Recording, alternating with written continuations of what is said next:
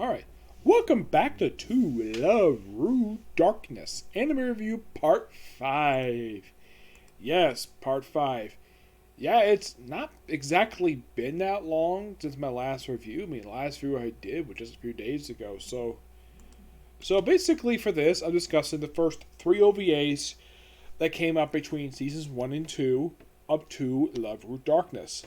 The first one is, now each of these OVAs have got 3 shorts with them. The very first one is called Prologue.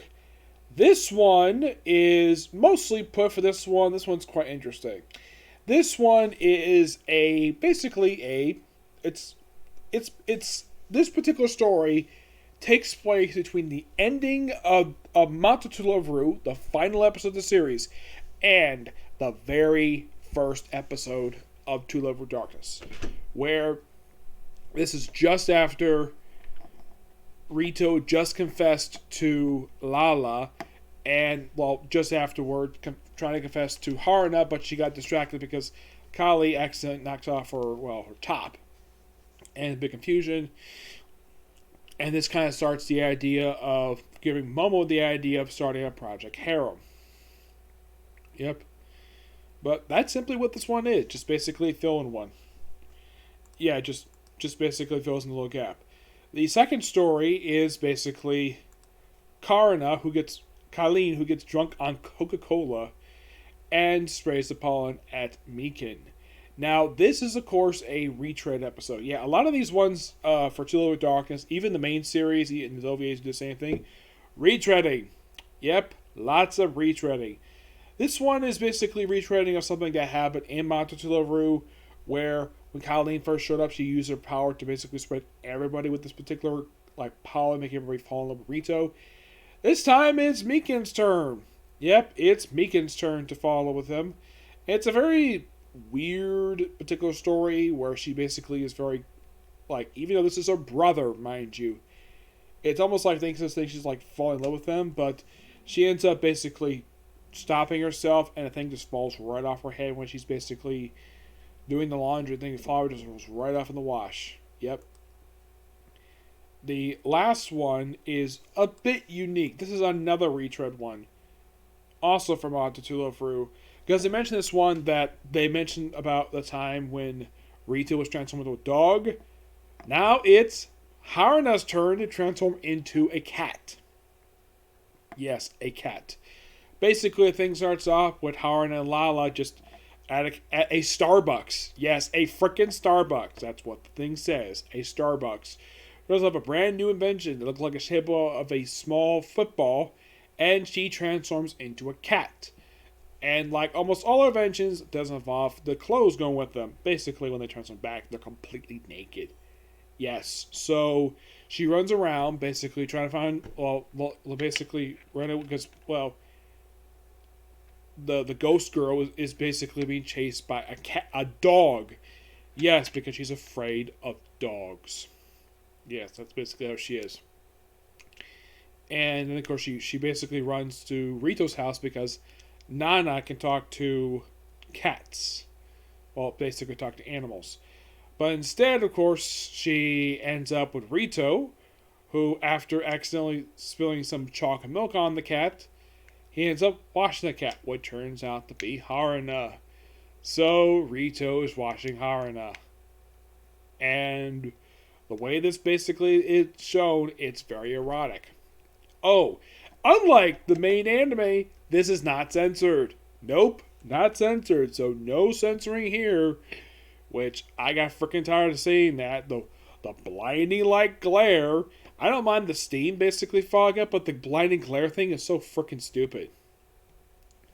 And after a while, of course, she does turn back normal, and of course she's on top of Rito, and they're both completely naked. Mika comes in, and of course Rito is knocked out, and Haruna basically is there, sitting on top of him, completely naked. And that's where the thing ends. Yeah, and of course Lala's wondering, where the heck did Haruna go? Yep, I should point out that these OVAs don't exactly come out week to week. This first one came out in August 2012. The next one came out in December. The first one is a good one. It's basically focused on Yui. the one who's the head of this book community, where she has a flashback to when she goes to a temple, meets up with Rito. Yes, where apparently she went to this temple once before as a child. It's later shown in the flashback that she saw Rito and Mikan here as children. And just by sheer coincidence, right after these two meet, this skunk of youth shows up. Yes, this is actually something not from Mata to Love-Ru.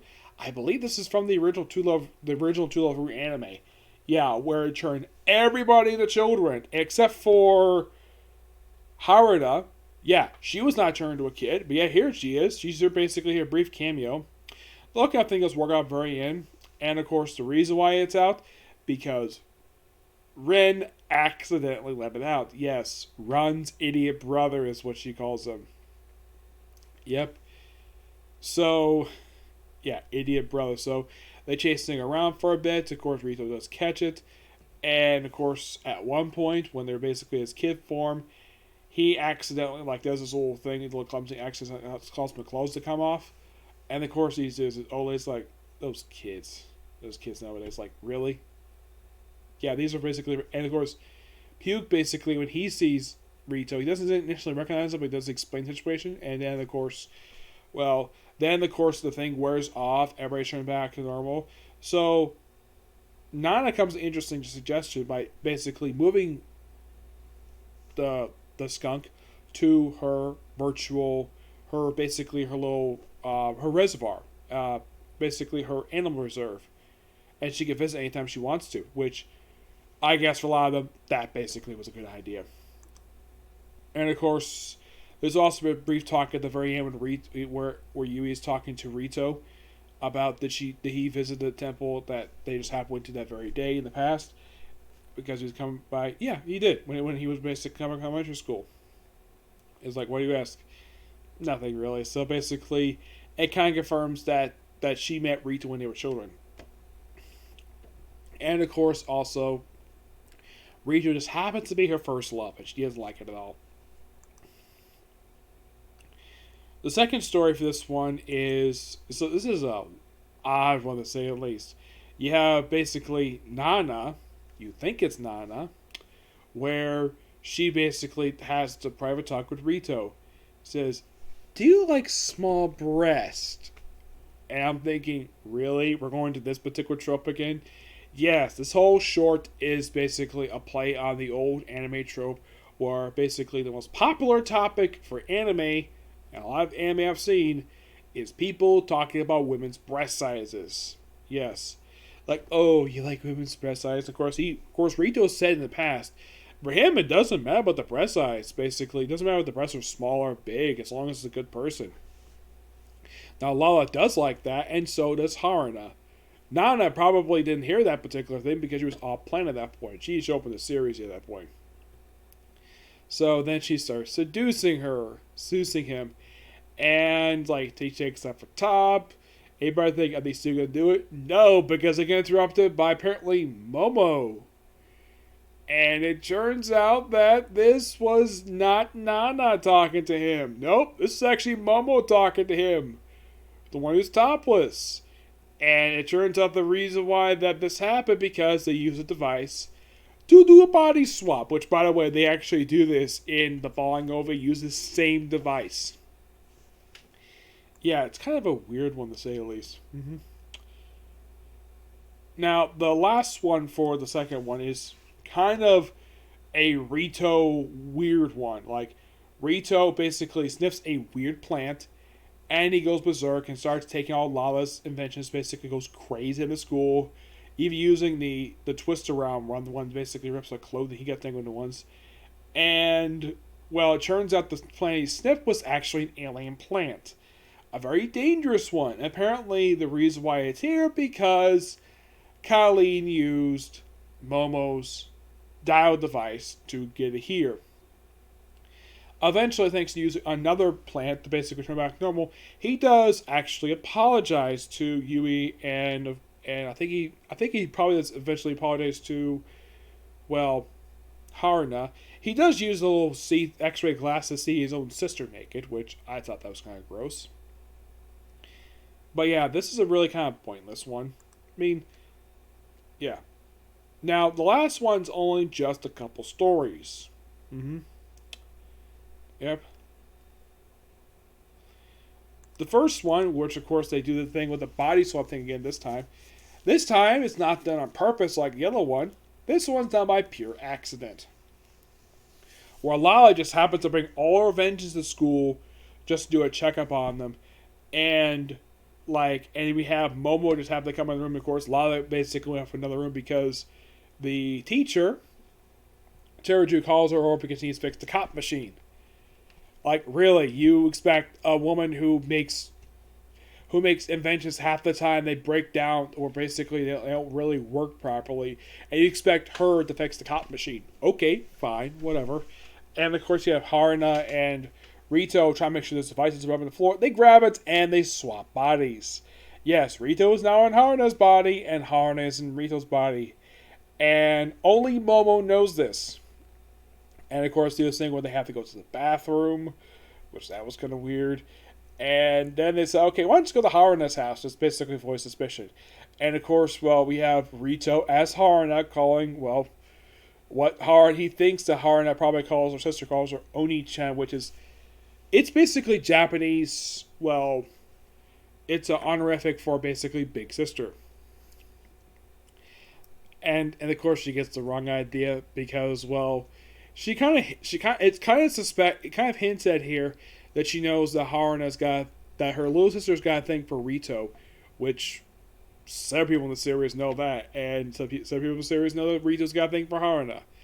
And they try, of course, you have Haruna and Rito's body doing dishes, and then we have Momo just coming. Of course, well, we have Haruna's dog basically acting unusual. Starts licking Momo's leg, and then of course Haruna in Rito's body accidentally steps on a thing of mayonnaise, got a little ruckus, and we have Rito and Haruna's body covered in mayonnaise. So let's go bathe her. Yes, let's have Haruna in Rito's body bathe Rito in Haruna's body. And then we have the undressing scene, which of course we have Rito undressing Haruna. Well, Rito undressing himself in Haruna's body, and keeps his eyes closed the whole period of time, washes it, gets very erotic, and then the device wears off, and despite the fact there's still mayonnaise in her hair, like apparently she slaps him, despite the fact that technically what he did was an accident, even though that this is kind of in the way Momo's fault. And then when he comes home, he got a big slap mark on his face. You can ask, what happened to you? He says, nothing. He got slapped by the woman he loves. Yep. The last one is by far the most strangest one of all these. By the way, this came out like in August 2013. 8 months after the second OVA came out. Yeah, that's something interesting though. Like the first one, August, 4 months later, we had the second one. And we had 8 months pass by before we had the last one. Yep. Now, the last story is Colleen finding one of Lala's inventions, just plays it, and turns out it's actually a massaging device, they find out later. And somehow the thing fires at, well, Teruju. Basically, kind of think of her as Yumi's mom. Where she starts acting very erotic. Where it seems like somebody is basically rubbing her up, even though there's nobody there. Yeah, it turns out it's Colleen doing this, and of course, she just happens to, when she finishes class, she just happened to run the Rito. Of course, he helps trying to get back to the infirmary. And then, of course, they slip. And then, of course, Yumi, of course, thinks that Rito's doing something wrong. Also, for some strange reason, the way that he landed, apparently her groin ended up in his face. Okay. And, of course, you have the usual gag of Yumi chasing him down, despite the fact she's kind of embarrassed to be around someone who's actually her mother. Yep. And of course, it's basically, it was meant for one of the other teachers for a massaging device. That's basically what the thing is for. Yep. Yeah. Not exactly a very good one, this one. Not really, no. Just basically Teruju because she's hot, and just having her act basically erotic because she's basically a beautiful woman. Yeah, I would say the really good ones here, of all these stories, I would definitely say the first story they had for the very first OVA. That one I thought was really good for the series to have this one. Second one, not really. It's not really necessary for this one. The third one is good character piece for Haruna. The second one, basically, first you have the Yui piece, which I thought was really good. Kind of wrapped up the skunk, basically, one I thought was really good. The second one, just the whole thing about breasts and setting up something that basically would come in later. And the third one is doesn't do any character development at all. Not really. I would say for the last one, the first one does do a little bit of character development for Haruna and Rito's relationship. Last one, there's no character on this one, just basically excuse me, erotic. Yes, I do like the fact these OVAs are uncensored, because they're OVAs. Don't need to be censored. Yep. But not much else to say about these OVAs.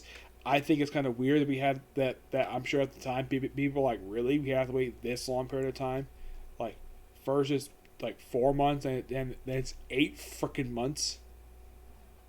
Yeah, and then it becomes a lot more, let's say a lot more bigger gap between these other ones. Yeah, I don't really know why the heck that these OVAs took a long time to come out, but that's what probably things were back then. Of course, I wasn't watching anime regularly back then. Not really, no, I was watching other stuff back then. But not much else to say about these OVAs.